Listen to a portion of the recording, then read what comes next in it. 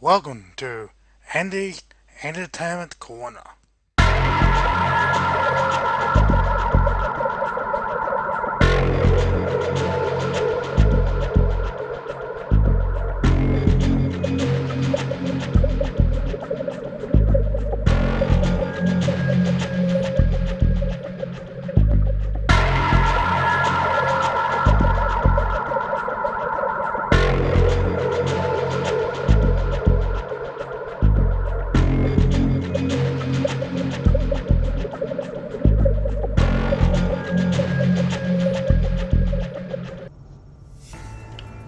Good evening everyone and welcome to my movie review of Intruders.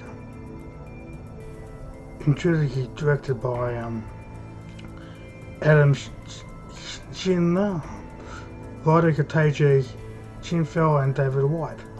The plot of Intruders is Anna suffers from agoraphobia, so creeping that when a trio of criminals break into her house, she cannot bring herself to flee. But what the intruders don't realize is that agoraphobia is not her only problem. It's we'll be talking what other reviews we'll be talking about like, disappointment and dislike. So we'll be starting with likes. The likes of this film is it's well directed, well written. The cast members, which are only a small amount of actors, which is 5 of them, which is Roy Culkin, Jack Kesey, Joshua McKee, Bev Ringav, Tommy Sarkas, and Martin Starr. Yeah, their roles pretty good in their role. It's good story in this film. Covers Anna Rook, she's kind of caring for her brother, and before he died, he mentions to her that she needs to get up and leave the house. But when he dies, another day on the funeral, she doesn't go to the funeral because of her agoraphobia. And these criminals break into her house, which are J.P. Henson, Jane Spencer, and Perry Cotner. They realize that they think no one will be home, and they soon find out that she's home. And they're trying to find out from her where their money is. The day beforehand, that she shared something with Dan, played by Roy Culkin, which is later on talk about his role in the film. But she shows him a bag full of cash, and she offers it to him because he declines. The next day, the intruders come and ask her where the cash is. She goes in hiding, and they threaten her by killing her bird, which is supposed to go as part of the film, visuals. They see a smashed bird's head, and they put it back in the cage, and we see the effects of the gore effects of the dead bird. Of course, she doesn't care about hiding. Of course, when they capture her, they bound her hands and take her into a bedroom where one of the guys, which is James Spencer, he's guarding her, and he eventually kills him by stabbing in his neck. And she drags his body into the cellar. And she leaves the door open, and of course J.P. Henson and Perry Cotner are still looking for her. They notice the door open, and they notice he laid down to the cellar, and they soon find his body. She appears into the door in front of the. she knows they're down in the shower, and this is where the real real self appears. Having a brother apparently trapping people in the shower and eventually killing them. She traps them down in the shower by pulling a lever in the grandfather clock, and they disappear, and she shuts the door on them with the remote control and locking it. And this door in the shower is also locked, and which she controls. Yeah, so one of the guys, Perry Cutner, tries to find a way out, and of course she's watching them through a camera, which is in their shower somewhere. And she grabs a hammer and she secretly finds a way down into the shower without even know she's down there. She sneaks behind Perry and hits him over the head with a hammer. He finally attacks her and tries to kill her. Because his injuries gets to him, and he eventually dies from the injuries. They eventually find him dead. Because Dan comes to the house looking for her, but she's not at the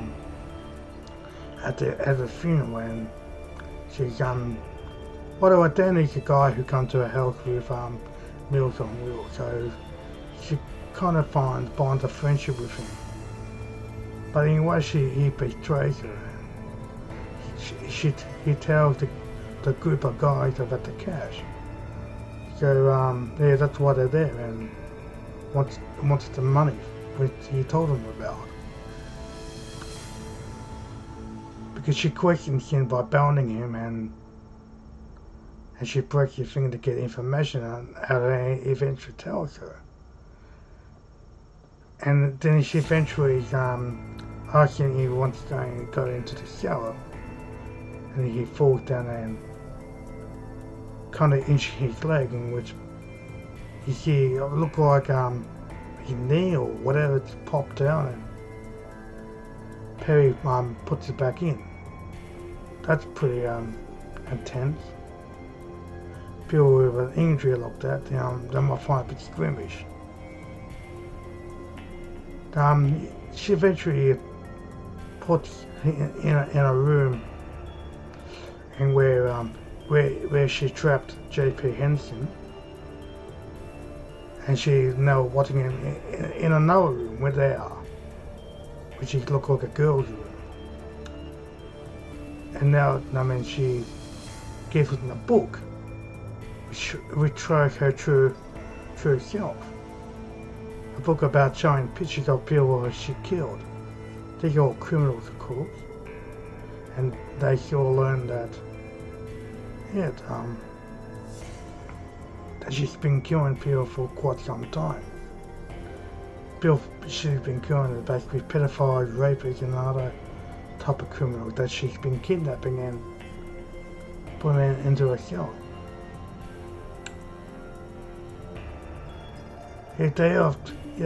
She also gives them a gun with Dan, and tells him something. JB overhears, and he takes the gun from Dan. Somehow they eventually leave the room, and she also goes in elsewhere, and JP is threatening to burn the house down unless she appears. He takes her into another room, into another bedroom, and threatening to rape her by strangling her. Cause Dan comes into the room and distracts him, and she knocks the gun on JP's pants, and she takes it, and she ends up shooting him and killing him. And at the end of the film, that she noticed that we all find out that she can actually leave the house. And either she's faking her agoraphobia, or we did that because she managed to leave leave the house. When Dan leaves, Dan drives off. He leaves, and she leaves the house and burns the house and burns the body and all the evidence in the house. We also see a room for Lucy's and other type of object that she might have killed people with, and they also find a body in a freezer, probably a previous victim that she killed. When it comes to the disappointment of the film, the kills are not gory. Don't expect it to be a gory movie. Like I mentioned, one of the guy was stabbing in the throat. He pulls it out, but we do see a gush of blood. Another guy get hit with a hammer. We do see the impact, but it's not really gory. And the final guy gets shot. It's just extended bullet wound, but of course he dies. Don't typically be fine gory. I don't understand why they are in Australia, because it's not very violent or gory. Maybe images they show, maybe the reason why it's got a narrating and theme of the movie, of killing people and stuff. And the dislike, nothing. So overall, in the verdict, we got good acting, good directing, the story's good. But when it comes to gore and stuff, no, it's not really gore at all. So, don't let it to be a typical slasher, but even though it's Anne that's killing the guys and they're her hostages, I think it's not your typical intruder movie. It goes the other way around. With them to be the red have been hostages, they are the hostages, so don't to expect this to be a hostage situation where they are the ones who want to kill her. Oh yes, they wanted to kill her through the film.